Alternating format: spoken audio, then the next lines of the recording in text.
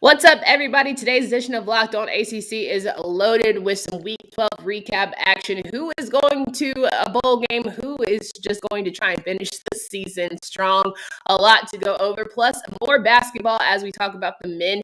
On the Duke side, how are they faring? Are they undefeated? And how are things rolling? Got my man JJ Jackson. Post DWI controversy, we could talk about how the team is moving forward and how Duke can get back in right rhythm as they are doing just fine, it seems, on the basketball court. JJ here to talk about it. Let's do it.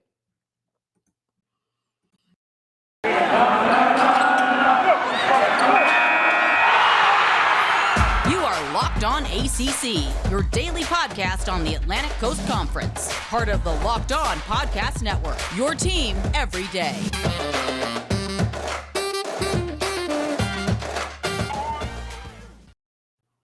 What's going on, everybody? Welcome to today's edition of Locked On ACC. Today's episode is brought to you by Sonos. Sonos is the official sponsor of ESPN College Football. Go to Sonos.com to learn more. JJ from Locked On Blue Devils in the building. I hope you had a great weekend. I did. Thank you for asking, Candace. A good weekend personally for me. The basketball team for Duke looks awesome. Football, not so much, which we'll get into during today's program. But it's the best time of the year. Thanksgiving is this week. Super excited about that. Getting to see friends and family a little bit later this upcoming week. So I can't help but be in a good mood, Candace. Absolutely. Are you someone who cooks during Thanksgiving? Or are you more so just on the receiving end? I've got to always be on the receiving end, Candace. I'm doing no one favors if they ask me to contribute anything. So I sit back, relax. I'll entertain folks. I'm good There for you go. conversation. Okay. But do not ask me to do anything cooking-wise. Just bring the wine. That's all you gotta do. Always bring the alcohol. Make sure people are well fed, nourished. Exactly, no doubt. Well, let's talk about some football. As you mentioned, Duke struggled a bit during last week of Week 12 action. And of course, looking into their final game of the season, it's going to be interesting, the kind of decisions that are made. About the Louisville Duke game, as I had mentioned on Friday's show, talking with Drizzy Drake, 62-22 loss against the Cardinals. And it was just I said it was the worst football game I've ever seen. And I absolutely mean that, right? I was disappointed because I've been to a lot of Duke games. And everyone's like, oh my gosh, you have to cover Duke. Like, I get so much flack. I'm like, guys, I need the reps. I personally enjoy Duke games. Traffic is light, okay? And you get to watch football where you learn a lot. So whether it's me just learning what's good, bad, or ugly, I enjoy it. But that one was ugly. That one was rough. That was pretty tough to watch, only because emotionally, I think that was the first time I did not see anything from the sidelines, from the players. And I know they want to win badly, but it just did not look like that. Yeah, it was a tough game, to say the least. I mean, I had not a fun time recapping this game on Friday's show, and honestly spent a little bit more time on Locked On Blue Devils talking about the basketball game that they were getting ready for on Lafayette. And Candace, you're somebody that's been so kind to join me on Locked On Blue Devils throughout the season, talking about your time getting to go into the press box and cover this for our company. And with that being said, you look back at Thursday night's game, Malik Cunningham was absolutely the story. Anytime one man can personally account for 527 yards of offense against your defense, that's lousy, but it's also really impressive that Cunningham was able to do that. Quite frankly, I'm a little jealous that you got to see that firsthand, Candace, because that was that special of a football game. 527 yards of offense, 7 total touchdowns for Malik Cunningham.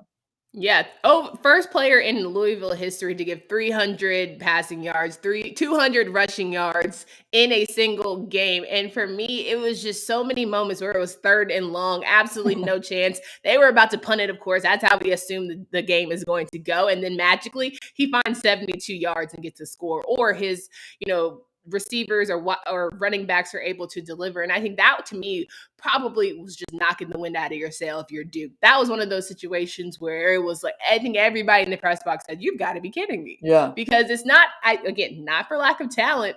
To me, it's just everyone looked lost and they were scrambling and they just did not know how to wrap that man up. But credit to him for having a stellar performance in a Lamar Jackson 2.0 type of night. Yeah, he got his for sure. I mean, last week, Lamar had his jersey retired at Louisville, and Malik Cunningham wants the world to know that, hey, those are really, really, really big shoes to fill for Louisville football. Only 2 players have ever had their jersey retired, and Malik Cunningham has to go right after the guy. And he's putting up incredible numbers.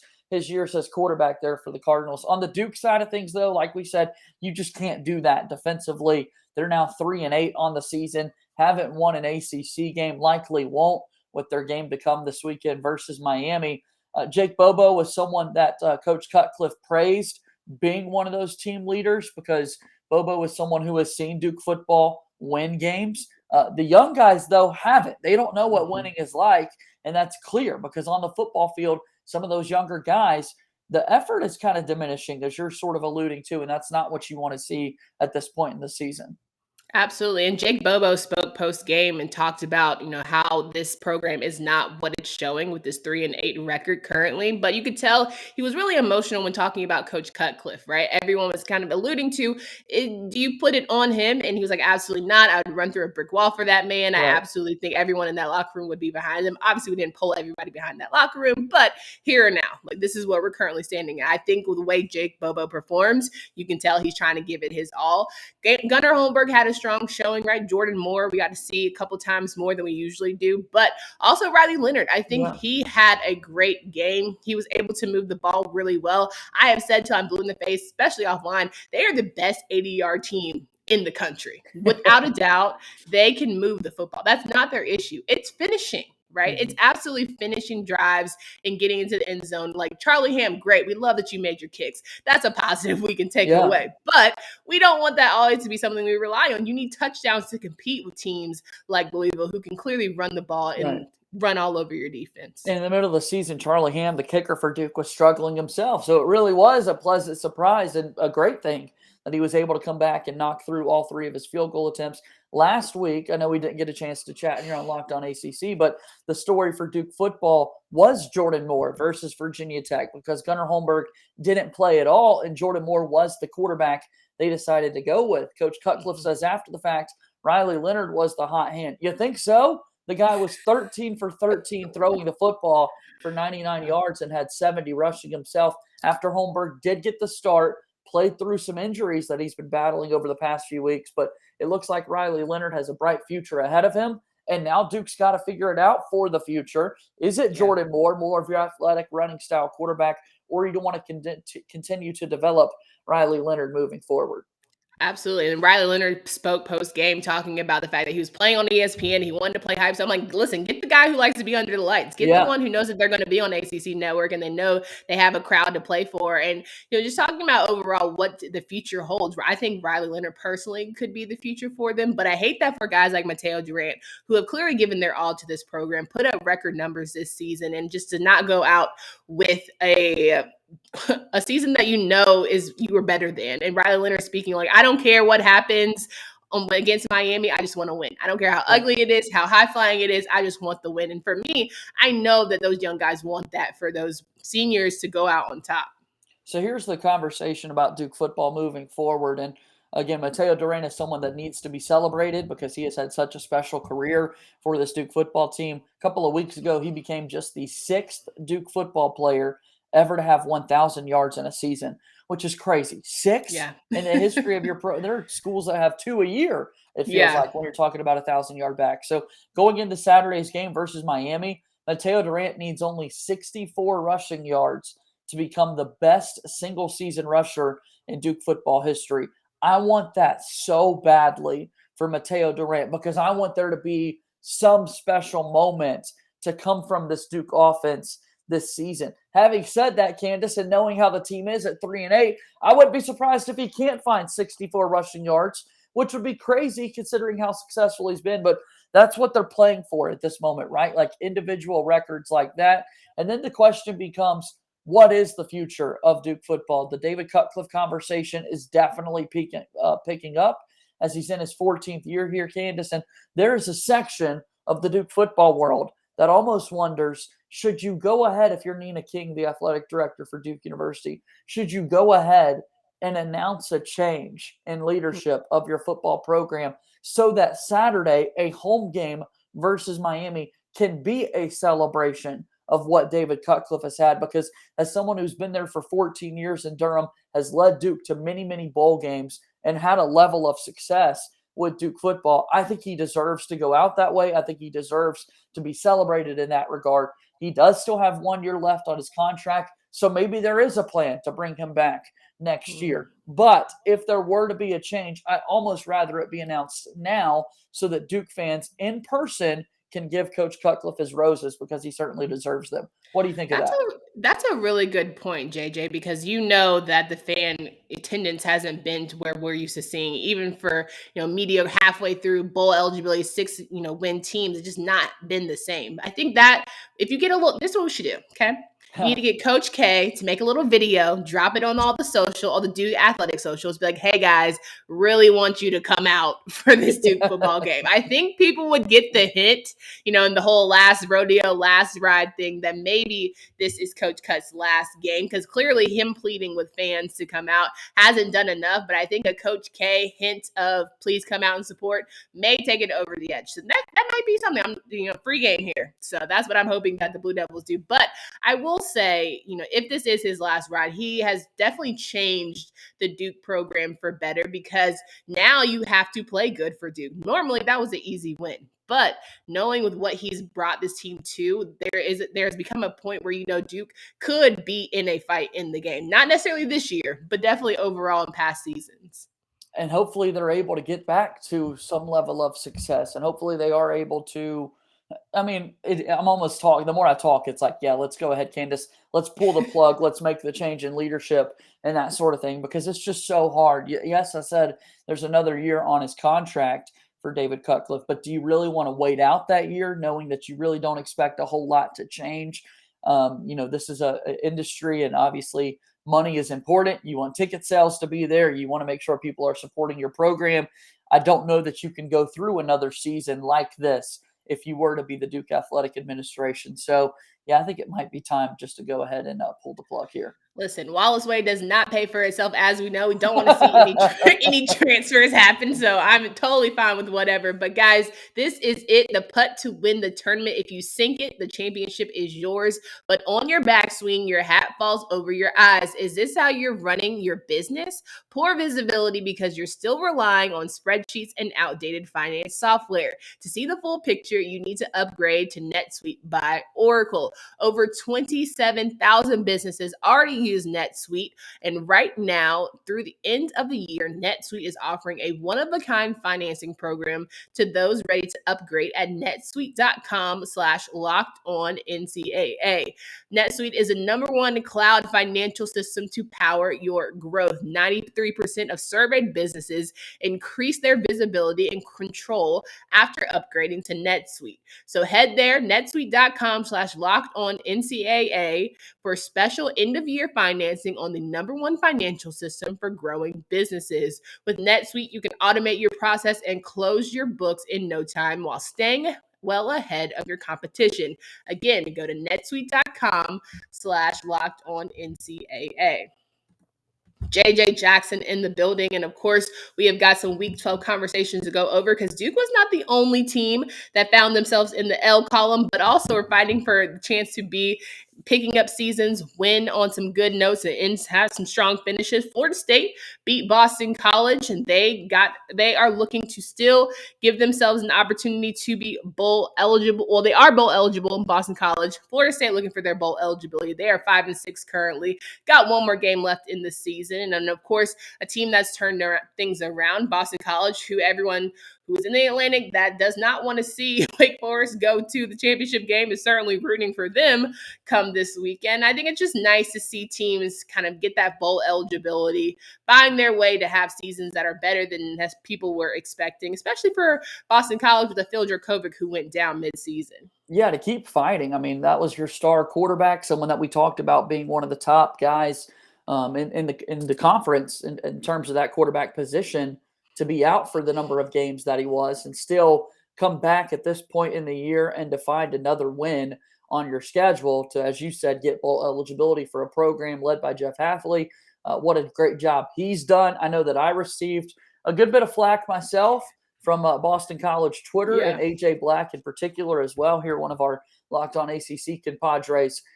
Just the inexperience is why I had Hafley so low in my preseason sort of power rankings of ACC football coaches. But that Boston College program looks fun, and same for Florida State in a lot of ways. As you said, they've got to be thankful that that team has continued to fight throughout the year, because there were moments, particularly early in the season, where it looked ugly, ugly. And Florida State able to close out. And look, we saw the big news this week in college football in the state of Florida. Dan Mullen was fired by the Gators. So now going into the Florida State game, all of a sudden Florida State does have an opportunity at 5-6 on the season now to find their 6th win on the schedule and be a bowl eligible football team.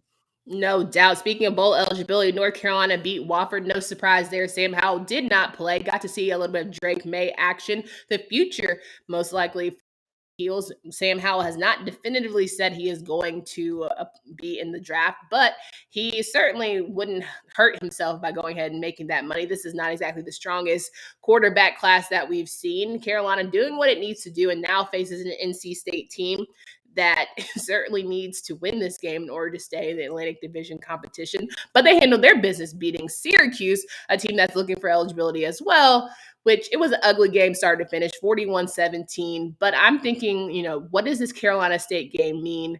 It's going to be a good one, JJ. It is. It's rivalry week, and it's going to be a great game when these two teams take the football field. The Duke side of me wishes that we had an opportunity to play the Duke and UNC game on the final Saturday of the season right after Thanksgiving. But in the state of North Carolina this week, we're thankful that we've got the Wolfpack and the Tar Heels. We're thankful that we've got NC State still with a good bit to play for as a top 25 team. As chaos could happen here in the final week of the season to set up an ACC championship game. And then, as you said, for UNC, Sam Howell was one of the seniors that they recognized, because all expectation is that he is going to go to the NFL, but did not play this past week. A couple of different quarterbacks, including Drake May, took the field. So, yeah, I'm excited to see what happens in this game. I'm definitely going to be tuned in. No doubt. Final couple games here. Notre Dame mollywop Georgia Tech 55-0. Boy, did they. It's like, I guess we're just trying to get more conversation for Notre Dame to be a top 5 team, blah, blah, blah, blah. Georgia Tech will certainly help you do that, okay? They're not, I don't know who they think they are this season, but it's what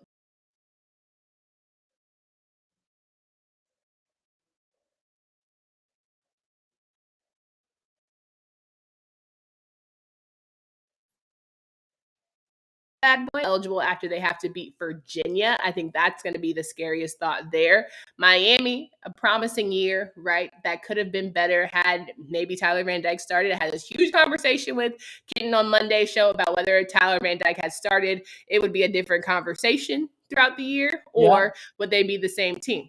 Who knows? But Miami is certainly different than what they started out.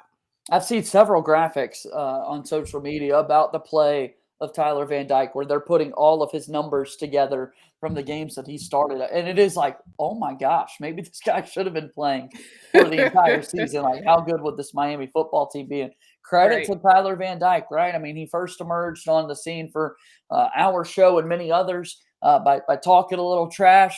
And he has certainly backed it up with his play. Yeah. So 357 more yards this past weekend in that win over Virginia. So kudos to him.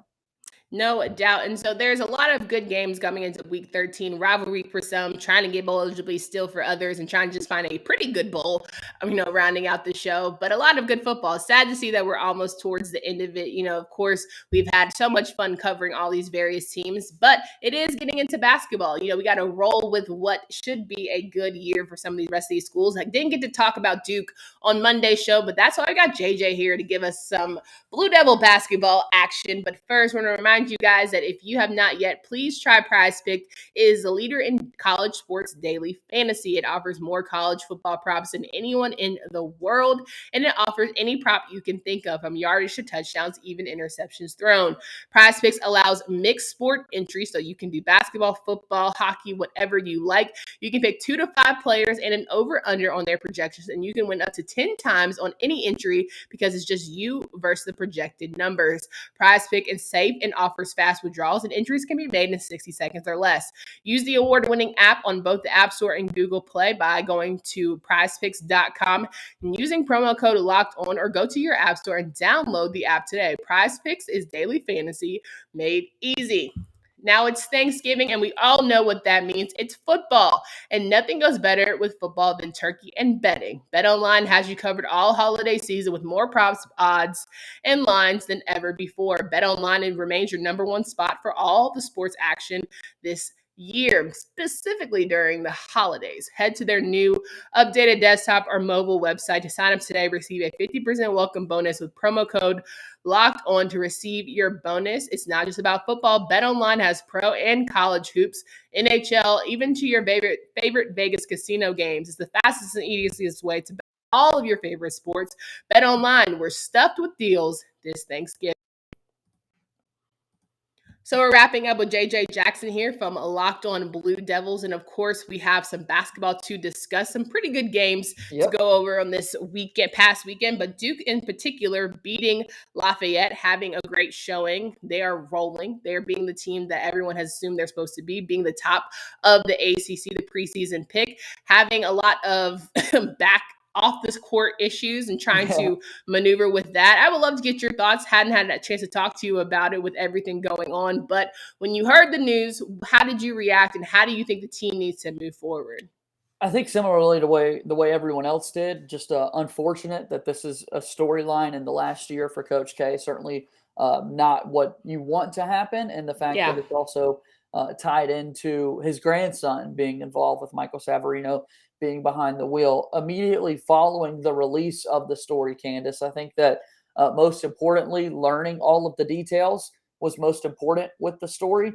As I've discussed a good bit on Locked On Blue Devils, the location of Paolo Banchero, front seat versus back seat in the car, arrested versus citation versus, with the blood alcohol level. I mean, it was just a big story that you did not think that you would be having to talk about in the final year of Mike Krzyzewski being the head coach, and certainly a distraction that this Duke team did not need at this point in the season. Coach K has made the decision to handle this internally, and so for that reason, I haven't been able to learn more about what has been the case. Just know that Michael Savarino has not been around the team, has not been at the games in the past few contests. Paolo Banchero has, and onward the Duke team goes. In terms of what they've been able to do on the court, I've been really impressed, Candace.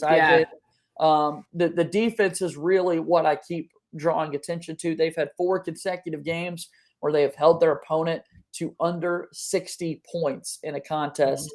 This is the second longest streak of that stat that has happened in Duke basketball history. This defense is really good. And I know that people are going to say, well, who have they been playing since they played Kentucky? Fair. But look across the conference. There are other teams in the conference that when you're 4 or 5 games into a season, you're going to struggle. In the era of a transfer portal, so many teams have brand new players on the roster trying to mesh together. Duke is no stranger to that. They've got a lot of key contributors that are coming in, and it was Paolo Banchero and Trevor Keels after the win versus Kentucky. Well, every game since, it's been another player, whether it be Wendell Moore Jr. or Mark Williams or A.J. Griffin versus Lafayette, who's been the headline player for Duke. This team is really special. I hope they can continue to live up to expectations and make some noise there in the ACC. Yeah, I think it's important to talk about the fact that, yes, they are loaded, but different people have stepped up in bigger ways each time. Mark Williams and Wendell Moore Jr., to me, have been the two that are the bright lights. It's things that we didn't necessarily see last season with Wendell Moore Jr., trying to figure out, yes, he has all the talent on paper, but can he actually deliver it when it's game time, right? And he has certainly stepped up in ways that I think we've been waiting, right? And now it's here. And I know that Paolo Banchero is supposed to be, the main character, but he has a lot of good assistants helping him. And I think that's what makes Duke so scary, because they're figuring out very early how to be a complete team. Like you've seen a lot of others struggle. I can obviously have Carolina in front of my mind with defense and like having the ball turnover ratio being extremely high. That to me is something where Duke has silly mistakes, but they're able to fix it and correct it second half. And I think that's something that's going to be the biggest advantage for any team in the ACC this year. I think that Duke is definitely being a front runner, but everyone else is going to have to figure out quickly how to be able to,